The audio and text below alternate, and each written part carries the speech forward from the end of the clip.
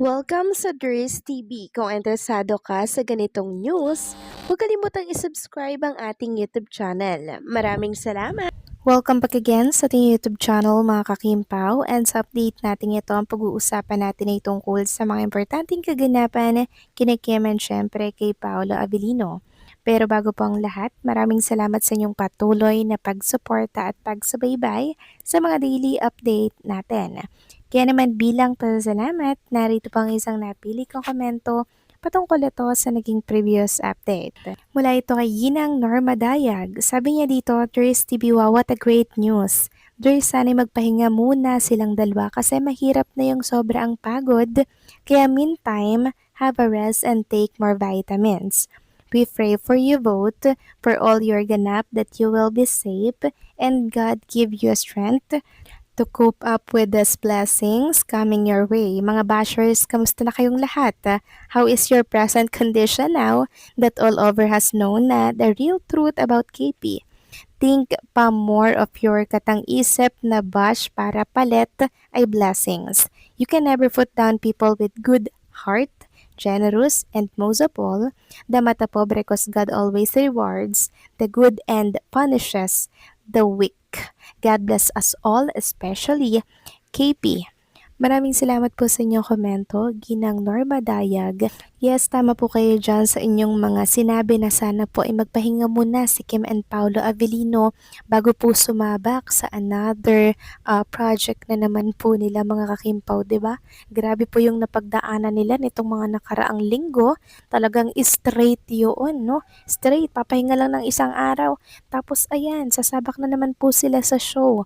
Kaya deserve talaga nilang magpahinga, gumala, magliwaliw, and magbebe time after ng success ng kanilang show dito po sa US and sa Canada. So maraming salamat sa inyong komento, Ginang Norma Daya. God bless po at mabuhay kayo. So eto na nga, pag-usapan na natin ang mga balita po na nakalap natin sa hapong ito or sa gabing ito, at unahin na nga nating talakayin ang tungkol dito sa katanungan ng ilang mga fans kung pauwi na daw ba si Kim or Paolo Avellino or what. Sabi nga dito, tanong ko lang, pauwi na ba ang Kim Pao or what? Yan po ang katanungan nila kasi si Kim and Paolo ay nananahimik pa rin at wala pa rin pong balita kung kailan po ang kanilang uwi dito sa Pilipinas. So ang kasagutan dyan mga kakimpaw ay nagliliwaliw pa po si Kim and Paolo Avellino, nagagala-gala, nagre-rest dyan po sa ibang bansa dahil deserve nga naman po nila ang mag-rest, ang magpahinga after ng tiring na mga show nila para makapagpasaya sa mga OFW natin, 'di ba? And kanina nga po mga kakimpaw, naglapag lang naman si Chinita Princess ng ilang mga kuha niya po dito sa ibang bansa na ine-enjoy nga naman ang napakasasarap na menu dito po sa isang sikat na restaurant mga kakimpaw. Marami nga nagsasabi na sino pa bang kasama dito ni Chinita Princess. Walang iba kundi si Paolo Avellino lang naman. So tingnan niyo pong maigi mga kakimpaw yung mga menu na nakalagay sa table ni Kim. Ayan po, hindi yan pang isang tao lang ha, kundi pang dalawang tao to mga kakimpaw na merong romantic dinner or parang pwede ring celebration na rin ito dahil sa success po ng kanilang apat na show sa US and sa Canada. Deserve nga naman ni Kim and Paolo Avellino na mag-bebe time, magpahinga, magliwaliw at magala, i-explore mga kakimpaw. Eto po nga Toronto, 'di ba? Ganyan naman talaga yung goal ni Trinita Princess and Paolo Avellino after po ng matagumpay nilang show.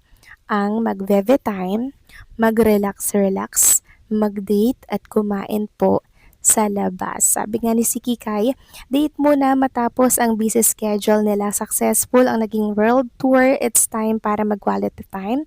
You beside me palagi So cute ng couple na ito. Then sabi nga dito, you beside me ang atake.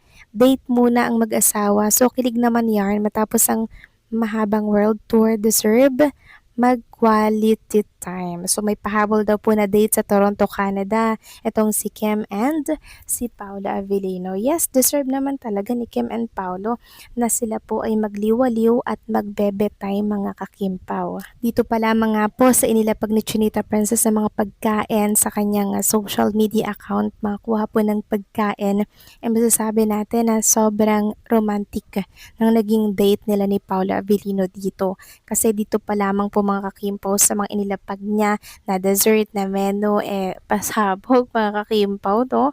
Parang napaka-espesyal naman ng gabing ito.